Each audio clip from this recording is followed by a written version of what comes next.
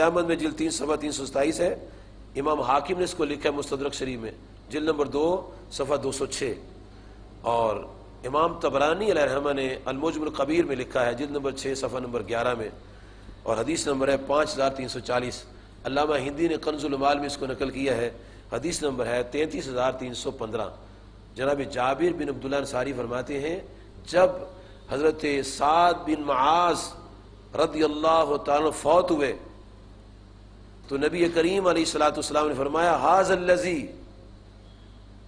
آپ نے اس کے فوت ہونے پر اس کی طرف اشارہ کرے فرمایا ھذا الذی تحرک له العرش، فرمایا یہ وہ شخص ہے جس کے فوت ہونے پر عرش بھی ہل گیا۔ اب عرش ساتوں آسمانوں کے پیچھے ہے، ہمیں نہیں پتہ یہ چوک میں کیا ہو رہا ہے، ہمیں تو یہ نہیں پتہ اس دیوار کے پیچھے کیا ہو رہا ہے۔ تو آقا علیہ السلام نے ساتوں آسمانوں کے پیچھے عرش کو ہلتا ہوا دیکھا اور فرمایا کہ یہ وہ ذات ہے جس کے فوت ہونے پر عرش ہلا ہے، اور پھر آپ نے فرمایا کہ وہ فوتیت لہو ابواب السماء، اور اس کے لیے آسمانوں کے سارے دروازے کھول دیے گئے۔ پھر آپ نے ان کی نماز پڑھائی، جب نماز پڑھائی تو آپ نے سلام پھیرا، تو جب سلام پھیرا تو آپ نے فرمایا اے صحابہ کرام، یہ کمال انسان ہے، یہ ایسا عبد صالح ہے، شہد 70,000 من الملائکہ، اس کی نماز جنازہ میں 70,000 فرشتے حاضر ہوئے۔ آپ نے گنتی بتائی ہے، میں اور آپ ایسے دیکھ کے نہیں بتا سکتے کتنے آدمی، لیکن آپ کی نگاہ نبوت کا کمال دیکھو، ایسے دیکھ کے کاؤنٹنگ کر لی ساری، ایسے دیکھا اور میں 70,000، تکا نہیں لگایا، تکا، کیونکہ آپ کی زبان سے غلط تو بات نکلتی نہیں، پرفیکٹ بات نکلتی، پکی بات نکلتی۔ تو آپ نے فرمایا 70,000 ملائکہ اس کی نماز جنازہ میں شریک ہوئے ہیں۔ بعد ازیں پھر آپ صلی اللہ علیہ وسلم نے کرم یہ فرمایا کہ ان کی قبر پر بھی چلے گئے، ان کو قبر میں رکھا گیا۔ قبر میں رکھنے کے بعد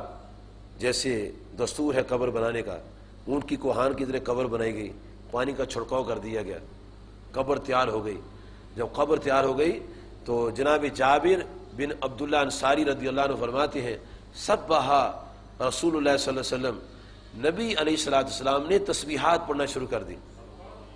سبحان اللہ و بحمدہ سبحان اللہ العظیم، اور فرماتے ہیں سبحنا طویلا، ہم نے لمبی لمبی تسبیح پڑھنی شروع کر دی۔ قبر پر کھڑے، قبر پر کھڑے ہیں اور تسبیحات پڑھ رہے ہیں۔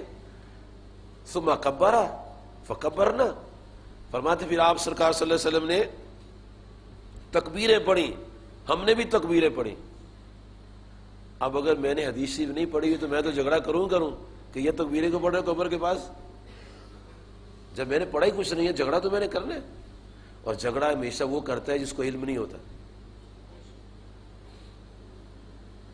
علم والا تو جھگڑا نہیں کرتا۔ علم والے کو تو بتاؤ گے نا کہ oxygen plus hydrogen is equal to water, کہ آکسیجن اور ہائیڈروجن ملاؤ تو پانی بنتا ہے، علم والا تو نہیں کہے گا۔ اور جو بے علم ہے یہ کیسے ہو سکتا ہے یار، نہ آکسیجن نظر آتی نہ ہائیڈروجن نظر آتی ہے، یہ کیسے پانی بن جائے گی؟ تو پڑھا لکھا آدمی کبھی بھی انکار نہیں کرتا جس کو علم ہے بات کا۔ اب یہ وہ بات ہے جو نبی صلی اللہ علیہ وسلم نے صحابہ کرام کو ان کی موجودگی میں عمل کر کے دکھائی کہ آپ نے قبر کے پاس کھڑے ہو کر تسبیحات پڑھی اور تکبیرات پڑھی۔ جب تکبیرات اور تسبیحات کا سلسلہ مکمل ہوا تو صحابہ کرام رضوان اللہ علیہم اجمعین عرض کیا یا رسول اللہ صلی اللہ علیہ وسلم، آپ نے قبر کے پاس لما سبحت ثم کبرت، آپ نے تسبیحات کیوں پڑھی ہیں اور پھر تکبیرات کس لیے پڑھی ہیں؟ تو کریم آقا علیہ السلام فرمایا کہ قبر کا ایک ضابطہ ہے، جب قبر میں کسی کو رکھتے ہیں، چاہے مومن ہے، چاہے منافق ہے، چاہے کافر ہے یا مشرک ہے، صالح ہے غیر صالح ہے، جب قبر کے اندر اس کو رکھتے ہیں تو قبر کی دیواریں قریب ہوتی ہیں، اور منافق اور کافر کے لیے ایسی قریب ہوتی ہیں کہ اس کی ہڈیاں توڑ کے پسلیوں کی دسا دیتی ہیں، لیکن مومن کے لیے جب اس کو قریب ہوتی ہیں تو بال تک نہیں ٹوٹتا، ایسے جیسے ماں اپنے بچے کو سینے سے لگاتی ہے ایسے مومن کی قبر میں کیفیت ہوتی ہے۔ تو نبی علیہ الصلوۃ والسلام نے فرمایا کہ اس مرد صالح کے لیے قبر کی دیواریں تضایقا علی ھذا العبد الصالح قبرہ، اس کی قبر کی دیواریں قریب ہو رہی تھیں۔ فرمایا جب میں نے تسبیحات پڑھی، تکبیرات پڑھی، فرجہ اللہ عنہ، تو اللہ تعالیٰ نے اس کی قبر کی دیواریں کشادہ کر دی۔ اب یہ قبر کے اندر کی جو کیفیت ہے، انی ارا ما لا ترون، یہ وہ ہے کہ میں وہ کچھ دیکھتا ہوں جو تم نہیں دیکھتے۔ تو نبی صلی اللہ علیہ وسلم نے یہ ایک بیس دی ہے، معاملات کی بنیاد دی ہے، عقائد کی بنیاد دی ہے کہ یہ معاملات ایسے ہوتے ہیں۔ بی بی عائشہ رضی اللہ عنہا فرماتی ہیں کہ میں نبی کریم علیہ الصلوۃ والسلام کے پاس بیٹھی ہوں، اتنے میں نبی علیہ الصلوۃ والسلام نے مجھے فرمایا، یہ صحیح بخاری کی حدیث ہے، جلد نمبر 1 صفحہ 457، فرماتی ہیں کہ نبی علیہ الصلوۃ والسلام نے فرمایا کہ یا عائشہ تو ھذا جبریل، اے عائشہ یہ جبریل ہے، یقرأ علیک السلام، یہ تمہیں سلام کہہ رہے ہیں، یہ جبرائیل علیہ السلام ہے تمہیں سلام کہہ رہے ہیں۔ تو آپ نے فوری طور پر کہا وعلیہ السلام ورحمۃ اللہ وبرکاتہ، اور کہتی سبحان اللہ سے حضور کمال ہے، آپ دیکھ رہے ہیں میں تو دیکھ نہیں رہی، آپ دیکھ رہے ہیں میں تو نہیں دیکھ رہی۔ لیکن یہ نہیں کہا کہ میں کیسے مانوں جب میں نہ دیکھوں گی۔ ان کا اعتقاد یہ تھا کہ جو آقا کریم فرماتے ہیں صلی اللہ علیہ وسلم وہ کبھی غلط نہیں فرماتے، اور یہ کہہ بھی عرض بھی کر دیا حضور مجھے تو نظر نہیں آ رہے، لیکن چونکہ آپ فرماتے ہیں آپ اس کو دیکھ رہے ہیں۔ تو آپ نے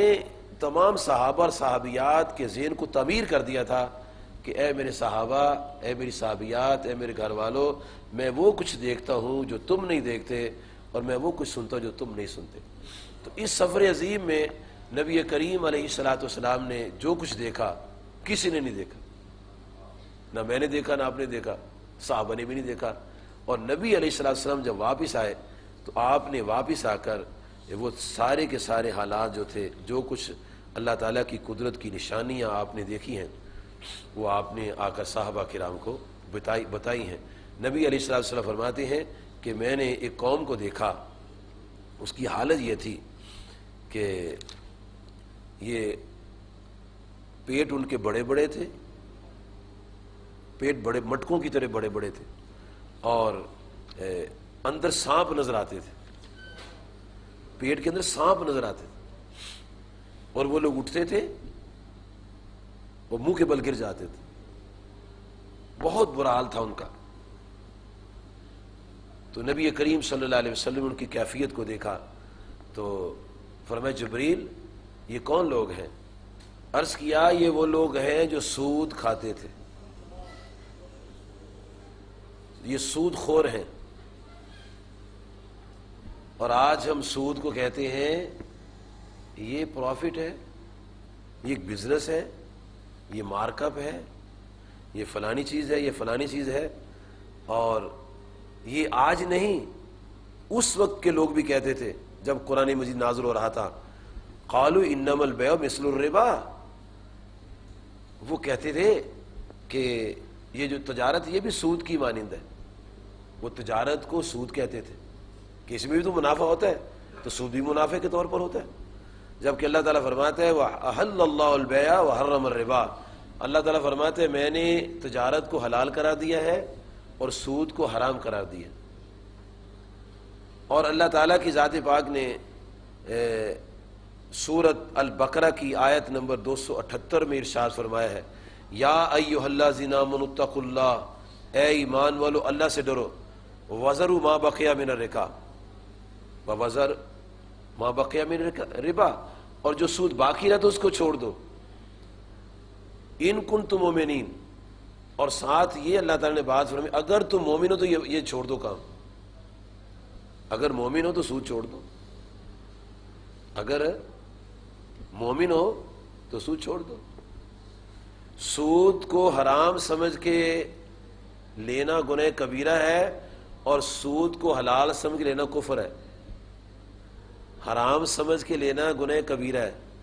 اور حلال سمجھ کے اس کو لینا سے انسان کافر ہو جاتا ہے، کیونکہ سود کو اللہ پاک نے حرام قرار دیا ہے۔ اور پھر اللہ تعالیٰ فرماتا ہے فَإِن لَّمْ تَفْعَلُوا فَأْذَنُوا بِحَرْبٍ مِّنَ اللَّهِ وَرَسُولِهِ، اور اگر تم ایسا نہیں کرو گے تو پھر تم یقین جانو کہ تمہاری اللہ تعالیٰ کے ساتھ اور اس کے رسول کے ساتھ لڑائی شروع ہو گئی.